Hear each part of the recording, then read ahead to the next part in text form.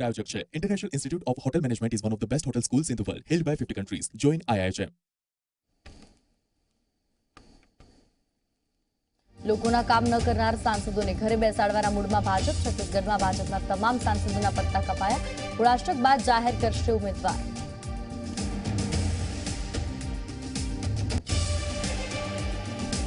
ગુજરાત કોંગ્રેસ ચૂંટણી કમિટીની બેઠક બાદ આજે જાહેર કરી શકે ઉમેદવાર. આજની બેઠકમાં રજૂ કરાશે ઉમેદવારોની યાદી. ભારતના પહેલા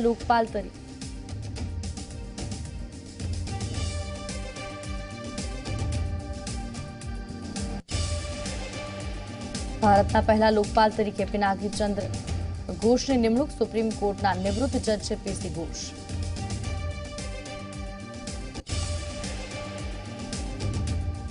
ભાગેડુ નીરવ મોદીની 25 માર્ચ સુધીમાં ગમે ત્યારે થઈ શકે ધરપકડ. ઈડીના અધિકારીઓ લંડનમાં તપાસ કરી રહેલા અધિકારીઓના સંપર્કમાં છે.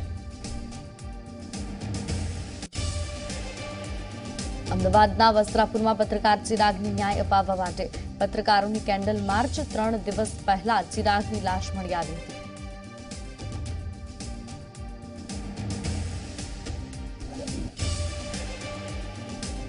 प्रायोजक છે international institute of hotel management is one of the best hotel schools in the world held by 50 countries join IIHM.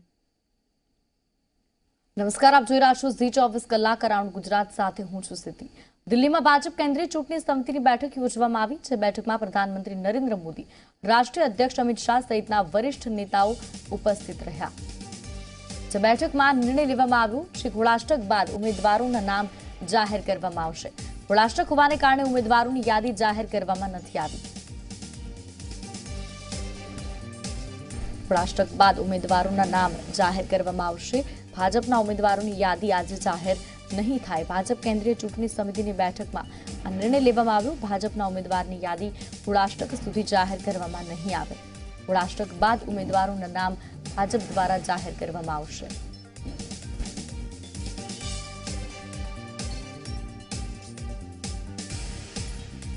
Bhajap ચૂંટણી કમિટીની બેઠકમાં આ નિર્ણય લેવામાં આવ્યો.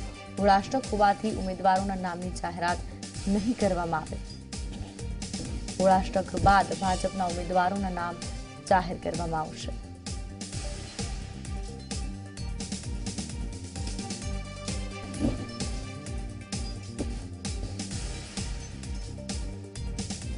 છત્તીસગઢમાં ભાજપ તમામ સીટ પર નવા ચહેરા ઉતારશે. છત્તીસગઢ ભાજપના ઇન્ચાર્જે હાઈકમાન્ડને રજૂઆત કરી હતી. છત્તીસગઢની 11માંથી 10 બેઠક પર ભાજપના સાંસદ છે. તમામ 10 સાંસદને ટિકિટ કાપી ભાજપ નવા ચહેરાને મેદાનમાં ઉતારશે. છત્તીસગઢની 11માંથી 10 બેઠક પર ભાજપના ચહેરાઓ છે.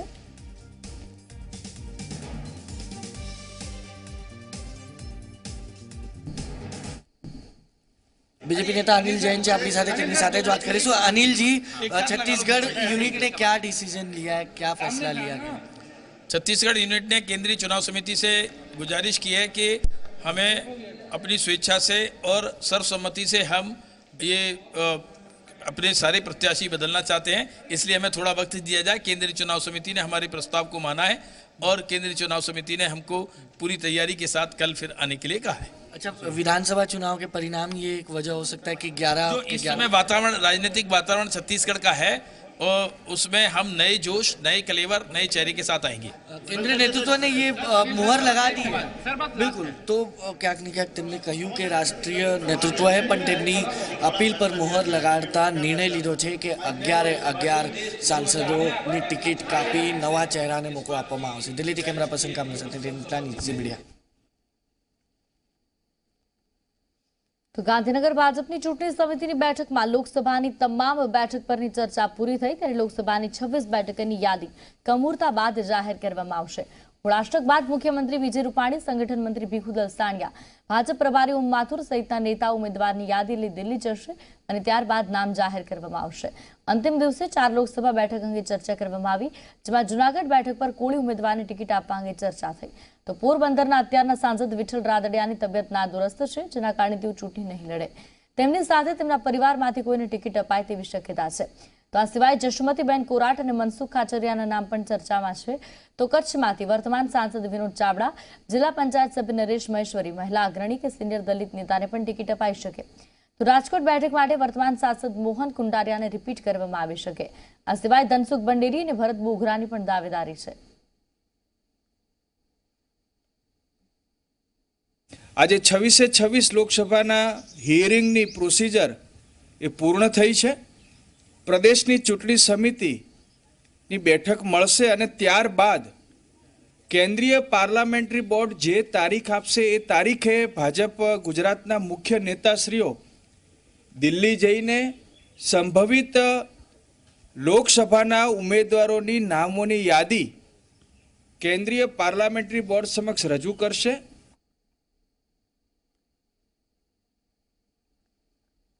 મુખ્યમંત્રી નિવાસસ્થાને યોજાયેલ ભાજપની પાર્લામેન્ટરી બોર્ડની બેઠક મામલે ગાંધીનગર જિલ્લા કલેક્ટરને ક્લીન ચીટ આપી છે. મુખ્ય ચૂંટણી નિર્વાચન અધિકારીએ જણાવ્યું છે કે કલેક્ટરના રિપોર્ટમાં કોઈ આચાર સંહિતાનો ભંગ નથી થયો.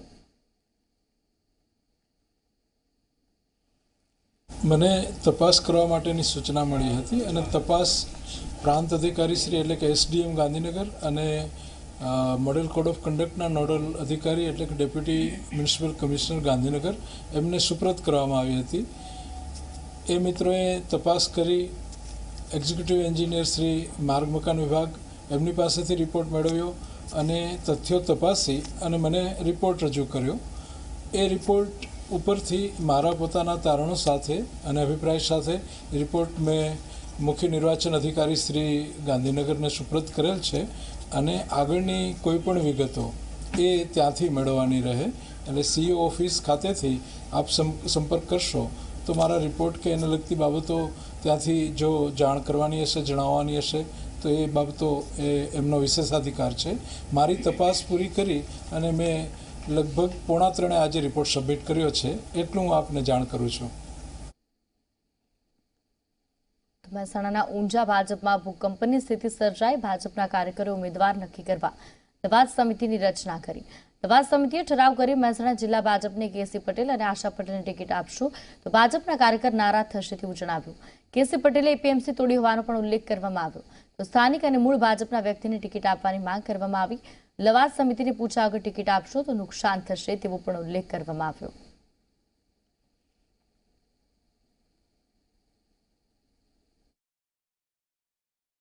આગામી 25 તારીખે અમારી ડેડલાઇન છે. તો સુધીમાં પાર્ટી જે નિર્ણય કરે એ અલ્ટિમેટમ આપેલું. જો પાર્ટી 25 તારીખ સુધીમાં કંઈ નિર્ણય ના કરે તો આગામી અમારા કાર્યક્રમો શું આપવા એ અમે અમારી લવાદ કમિટી અને અમારા કાર્યકર્તાઓ નિર્ણય કરી અને આગળ શું કરવું એ નક્કી કરીશું, રણનીતિ બનાવીશું. અમારા કાર્યકરો લવાદ નિમ્યા એમાં સંગઠનો દ્વારા કાર્યકરો દ્વારા લવાદ નિમી અને સ્થાનિક ઉમેદવારને ટિકિટ મળે. કોઈ આયાતી યા તો કોઈ બહારથી આવેલા ઉમેદવાર કે કોંગ્રેસમાંથી આવેલા ઉમેદવારને અથવા અધિકારીને ટિકિટ ન મળે તેવો દરેકનો અવાજ હતો. એ અવાજ અમે મહેસાણા જિલ્લા કમલમ ખાતે આવેદનપત્ર આપી અને આ અવાજ અમે ત્યાં પહોંચાડ્યો. ગુજરાત કોંગ્રેસ કમિટીની બેઠક યોજાઈ, જેમાં આજે સીસીની બેઠક મળશે, જેમાં યાદી જાહેર કરાશે. 22 બેઠકમાંથી 8 ઉમેદવારો પર મહોર લગાવવામાં આવી છે. આજની સીસીની બેઠકમાં આ યાદી જાહેર કરવામાં આવશે. તો 22 બેઠકમાંથી 8 ઉમેદવારોના નામ પર મહોર લગાવવામાં આવી છે. આજે કોંગ્રેસ ઇલેક્શન કમિટીની બેઠકમાં આ યાદી જાહેર થશે. દિલ્હી ખાતે ગુજરાત કોંગ્રેસ સ્ક્રીનિંગ કમિટીની બેઠક પણ યોજાઈ.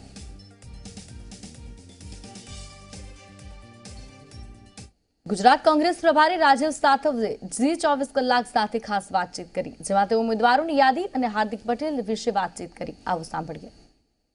ગુજરાતમાં મતદાનને 33 દિવસ બાકી છે અને એવામાં કોંગ્રેસ બીજેપી બંને ઉમેદવારોની પસંદગી કરી રહી છે. આપણી સાથે ગુજરાત કોંગ્રેસ પ્રભારી છે राजीव सातव, તેમની સાથે જ વાત કરીશું. સર, सिर्फ 33 दिन बचे हैं, कैंडिडेट सिलेक्शन अभी भी हो रहा है. 4 सीटों पर डिक्लेयर कर चुकी है कांग्रेस, बाकी सीटों पर कब तक डिक्लेयर होगा? आज हमारी गुजरात की स्क्रीनिंग कमेटी की मीटिंग है. वेणुगोपाल जी, प्रदेश के प्रमुख अमित भाई, विपक्ष के नेता परेश जी, मैं और सभी सेक्रेटरीज इसमें रहेंगे. ऑलरेडी हमारा वर्कआउट पूरा हो गया है।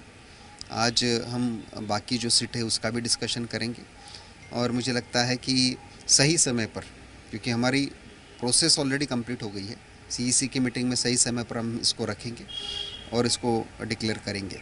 वैसे देखा जाए तो हमने पहले ही जो शुरुआत करनी चाहिए, हमारी तरफ से पहले ही शुरुआत हुई है। बीच में जो कांग्रेस वर्किंग कमेटी की मीटिंग रही, सबसे बहुत बड़ी रैली भी हुई, ये सबसे बहुत अच्छा माहौल गुजरात में कांग्रेस के लिए बना है और सही समय पर इसका डिक्लेरेशन हम जल्दी करेंगे। 33 दिन कम लग रहे हैं कांग्रेस को प्रचार के लिए या काफ़ी है? 33 दिन सही समय है और अगर आपने देखा होगा कि सही समय पर ही हमने सीट्स डिक्लेयर भी किए हैं और ये पर्याप्त समय है।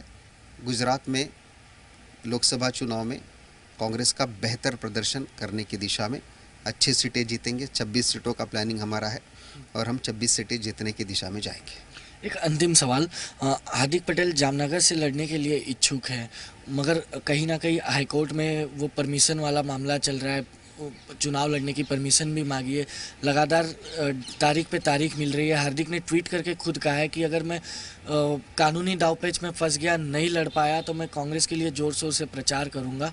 लेकिन क्या कांग्रेस उसके साथ पूरी तरह खड़ी है उस कानूनी दावपेच से निकालने के लिए? हार्दिक पटेल जी इलेक्शन लड़े, ये कांग्रेस का पूरा समर्थन उनके लिए है। आने वाले समय में वो हमारे लोकसभा के प्रत्याशी बने, ये हमारी पूरी इच्छा भी है और निश्चित रूप से जल्दी उनके पक्ष में मैंडेट मिले, ये दिशा में प्रयास जारी है।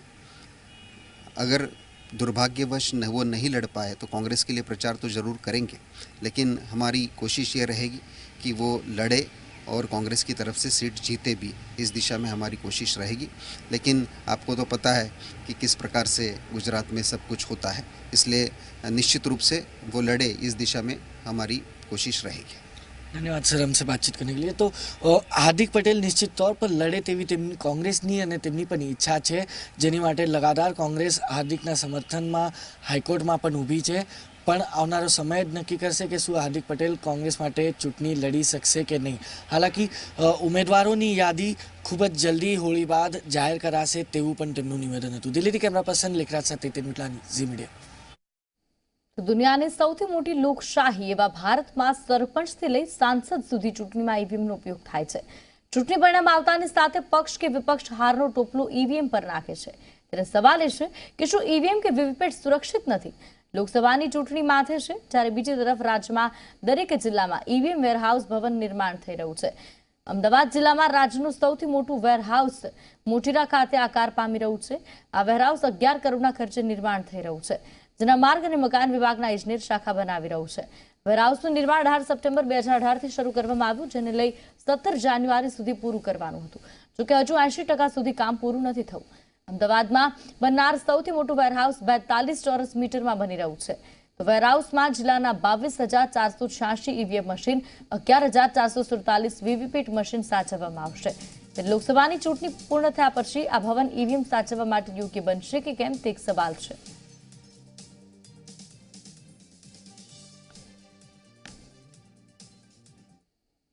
સપ્ટેમ્બરમાં એની શરૂઆત થઈ હતી, ખાતમુહૂર્ત કરવામાં આવ્યો હતો, જનવરીમાં આપણે ડેડલાઇન આપવામાં આવી હતી, પણ અત્યારે સિવિલ વર્ક ઓલમોસ્ટ 80% પૂર્ણ થયું છે।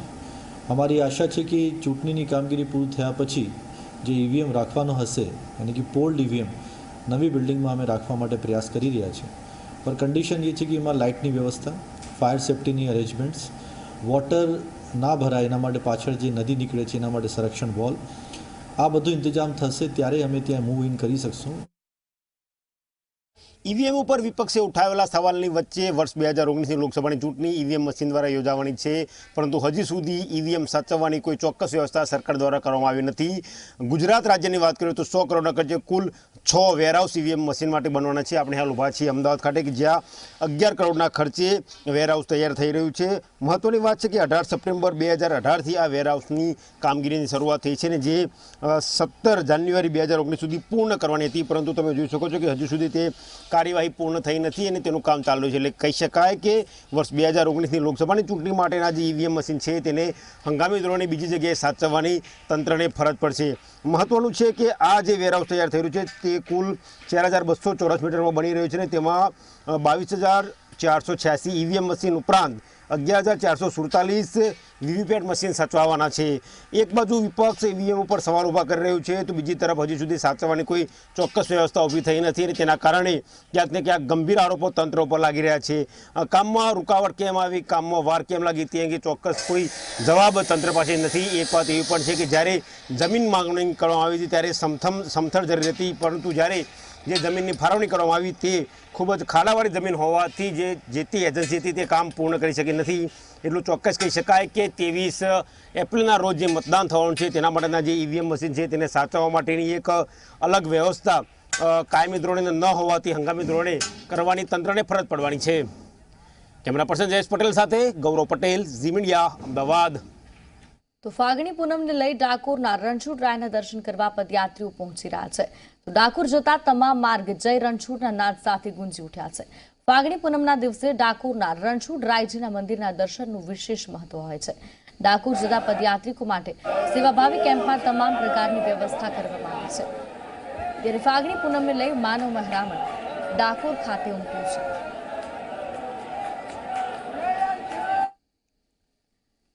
સંવાદદાતા અર્પણ કાયદાવાલા મારી સાથે જોડાઈ ચૂક્યા છે ડાકોરથી. અર્પણ, ફાગણી પૂનમના દિવસે ડાકોરના દર્શનનું ખૂબ જ મહત્વ હોય છે, સાથે જ રણછોડરાયજીના દર્શન કરવા માટે દેશ દુનિયાથી ભાવિક ભક્તો આવે છે. કેવો માહોલ ડાકોરનો?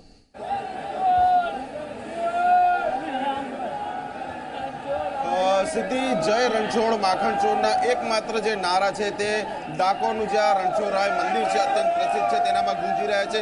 આપને દ્રશ્યો જ બતાવી સીધા, જેના પરથી અંદાજ આવી જશે કે કેવો માહોલ છે.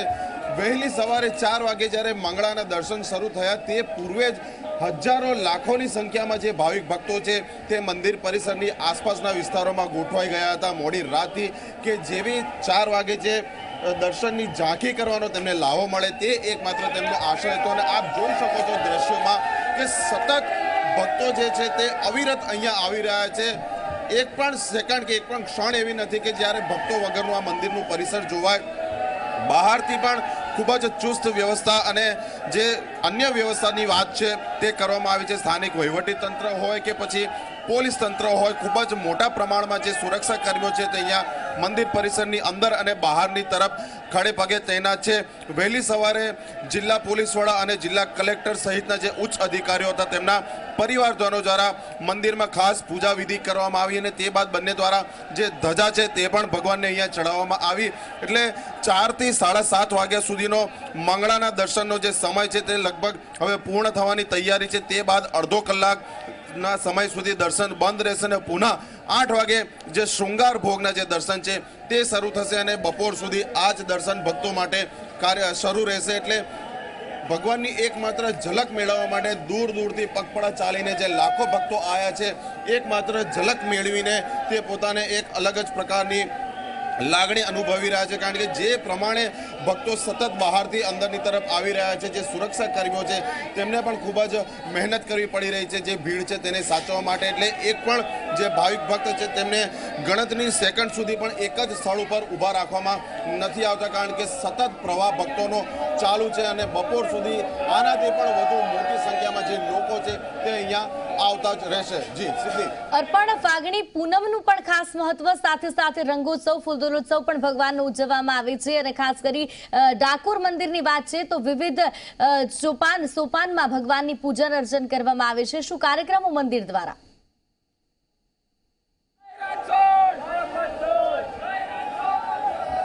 સીધી તમે જે અન્ય દર્શનની વાત કરી, જે ડોલોત્સવ છે, રંગોત્સવ છે, તે આવતીકાલે હજી તેના દર્શન થશે.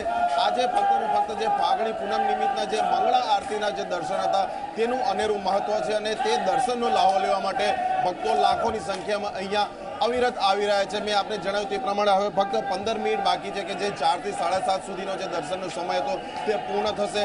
8 વાગે દર્શન પુનઃ ખુલશે અને લગભગ બપોરના 2:30 વાગ્યા સુધી આ દર્શન અવિરત ચાલુ રહેશે. તે બાદ સમયાંતરે અલગ અલગ પ્રકારના જે શૃંગાર હોય છે, ભોગના દર્શનો છે તે ચાલુ રહેશે. આમ બપોર સુધીમાં આ જે ભક્તોનું ઘોડાપૂર છે તે ઓછું થઈ જશે તેવું માનવામાં આવી રહ્યું છે.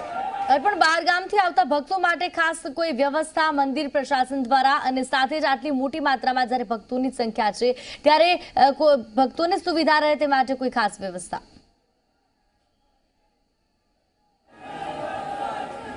સ્વાભાવિક છે સિદ્ધિ, જે પ્રમાણે ખૂબ જ મોટી સંખ્યામાં ભાવિક ભક્તો છેલ્લા 2 દિવસથી ડાકોર તરફ પ્રયાણ કરી રહ્યા છે. આપણે આપણા માધ્યમથી પણ અહેવાલ દર્શાવ્યો છે કે ડાકોરની તરફ આવતા જેટલા પણ માર્ગો છે ત્યાં વિવિધ સ્વયંસેવી સંસ્થાઓ દ્વારા, વિવિધ ભંડારાઓ દ્વારા, જે સેવા કેન્દ્રો છે તેમના દ્વારા ખૂબ જ મોટા પાયે ભાવિક ભક્તો માટેની રહેવા, જમવાની, નાસ્તા પાણીની, આરામ કરવાની તમામ જે સુવિધાઓ છે તે માર્ગો ઉપર કરવામાં આવી હતી. આટલા મોટા આયોજનને લઈને જિલ્લા વહીવટીતંત્ર અને પોલીસ તંત્ર દ્વારા પણ ખૂબ જ વ્યવસ્થા કરવામાં આવી હતી. ખાસ કરીને જે પગપાળા આવતા યાત્રીઓ છે તેમને મુશ્કેલી ન પડે તે માટે ટ્રાફિક સંબંધી જે કામગીરી કરવાની છે, માર્ગો બંધ કરવાના હતા, બેરિકેડિંગ કરીને ડાયવર્ઝન આપવાના હતા, આ તમામ જે કામગીરી છે તે કરવામાં આવી છે. જિલ્લા કલેક્ટર સાથે વહેલી સવારે અહીંયા મંદિર પરિસરમાં વાત થઈ તો તેમણે પણ કહ્યું કે મંદિર પરિસરની અંદર અને આસપાસના વિસ્તારોમાં ખૂબ જ મોટા પ્રમાણમાં પોલીસ જવાનો છે તે અહીંયા તૈનાત કરવામાં આવ્યા છે, જેથી કરીને કાયદો અને વ્યવસ્થાની જે પરિસ્થિતિ છે તે ન ખોરવાય અને જે ભાવિક ભક્તો છે કે જે રણછોડરાયના દર્શન કરવા દૂર દૂરથી પગપાળા ચાલીને આવ્યા છે તે તેમનો દર્શનનો લાહો લઈ શકે. સીધી બિલકુલ અર્પણ, આભાર માહિતી બદલ. તો જ્યાં સુધી ડાકોરની વાત છે તો ભગવાનના વિવિધ શૃંગાર દર્શન કરાવવામાં આવી રહ્યા છે અને સાથે પુષ્ટિમાર્ગી ભગવાનની પૂજા થતી હોવાથી સમયાંતરે ભગવાનને વિવિધ મનોરથ અર્પણ કરી અને તેમના દર્શન ભક્તો માટે ખુલ્લા કરવામાં આવ્યા છે. આગળ વાત કરીએ તો પત્રકાર ચિરાગને શ્રદ્ધાંજલિ આપવા અમદાવાદના વસ્ત્રાપુલ ખાતે કેન્ડલ માર્ચ યોજવામાં આવી. પત્રકારોની કેન્ડલ માર્ચ યોજવામાં આવી. 3 દિવસ પહેલા ચિરાગની લાશ મળી આવી હતી. ચિરાગને ન્યાય મળે તે માટે પત્રકારોએ વસ્ત્રાપુર ખાતે કેન્ડલ માર્ચ યોજી હતી.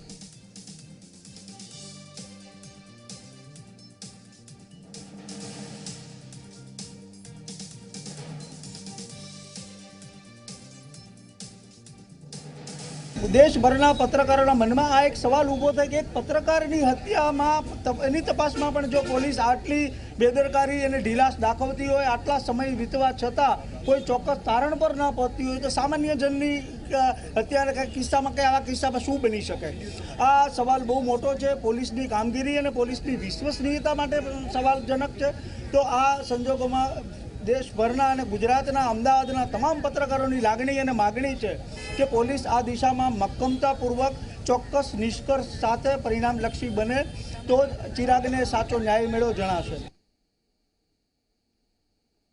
જસ્ટિસ ફોર ચિરાગને લઈ હવે ન્યાય ઝંખી રહેલા પત્રકારોએ પણ કેન્ડલ માર્ચ યોજી. આ પત્રકાર માટે કેન્ડલ માર્ચ કોઈ નવાઈની વાત નથી, પરંતુ એક સમાજના પત્રકારને આ માટે શા માટે જવું પડ્યું છે તે એક સવાલ છે. મોટી સંખ્યામાં અહીંયા જે પત્રકારો આપ જોઈ શકો છો, કારણ માત્ર એટલું જ છે કે ચિરાગ જે એક ખાનગી ચેનલમાં પોતાની ફરજ અદા કરી રહ્યો હતો અને એકાએક તેની હત્યા કરી દેવામાં આવી. પોલીસ 4 દિવસ થયા છતાં પણ હજી સુધી કોઈ નક્કર પગલાં નથી ભરી શક્યું. માત્ર ને માત્ર કારણ એટલું જ આપી રહ્યું છે કે હજી તે તપાસ કરી રહ્યા છે. જ્યારે તેને ન્યાય મળશે ત્યારે આ પત્રકારોનો રોષ ક્યાંક ને ક્યાંક ઓછો થશે.